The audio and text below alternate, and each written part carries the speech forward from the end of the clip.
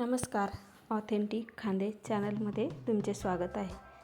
आज आपण बनवणार आहोत बगरची उपवासाची खिचडी. ही खिचडी बनवायला पण खूप सोपी आहे आणि उपवासाच्या वेळेस ही खिचडी पचायला पण खूप हलकी असते.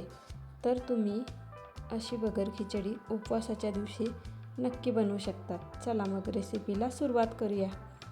त्यासाठी 1 वाटी बगर घेतलेली आहे. त्यानंतर थोडे शेंगदाणे घेतलेले आहेत, 2 बटाटे घेतलेले आहेत आणि 4-5 मिरच्या घेतलेल्या आहेत. त्यानंतर शेंगदाणे भाजून घ्यायचे. बगरमध्ये पाणी टाकून घ्यायचं आणि तिला 2 मिनिट पाण्यामध्ये राहू द्यायचं.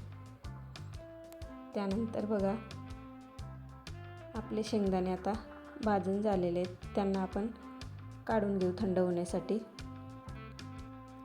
त्यानंतर मिरच्या कापून घ्यायच्या, बटाटे सोलून घ्यायचे. बटाटे सोलून झाल्यानंतर त्यांना धुवून घ्यायचं आणि कापून घ्यायचं. बघा बटाटे कापून घेतलेले. त्यानंतर शेंगदाणे खलबत्त्यामध्ये थोडे जाडसर कुटून घ्यायचे. त्यांचे साल काढून टाकायचे. त्यानंतर गॅसवर कढई ठेवायची. कढईमध्ये तेल टाकायचं. त्यानंतर जिरे टाकायचे. मग हिरवी मिरची टाकून घ्यायची.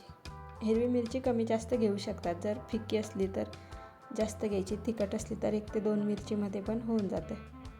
त्यानंतर बटाटा टाकून घ्यायचा. बटाटा आता तेलामध्ये 2 ते 3 मिनिट छान होऊ द्यायचा. त्यानंतर शेंगदाण्याचं जे कूट आपण कुटून घेतलेलं आहे जाडसर ते टाकून घ्यायचं आणि व्यवस्थित मिक्स करायचं. त्यानंतर त्यामध्ये मीठ टाकायचं आणि छान परतून घ्यायचं. परतल्यानंतर आता आपण त्यामध्ये बगर टाकून घेऊ. बगर टाकल्यानंतर छान मिक्स करून घ्यायचं आणि जर 1 वाटी बगर असली तर 2 वाटी पाणी टाकायचं. बगरच्या दुप्पट पाणी टाकायचं.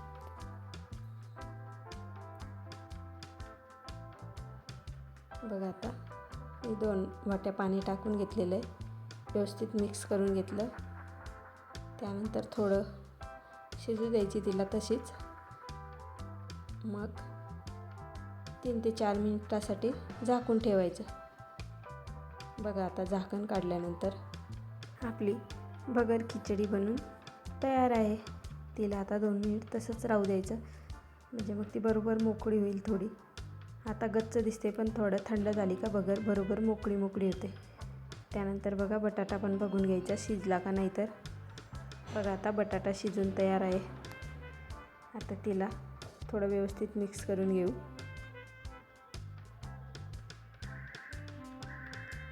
अशी जर उपवासाला तुम्ही बगरची खिचडी केली ना तर खरंच खूप छान असते आणि पटकन बनवून तयार पण होते आणि पचायला खरंच खूप हलकी असते.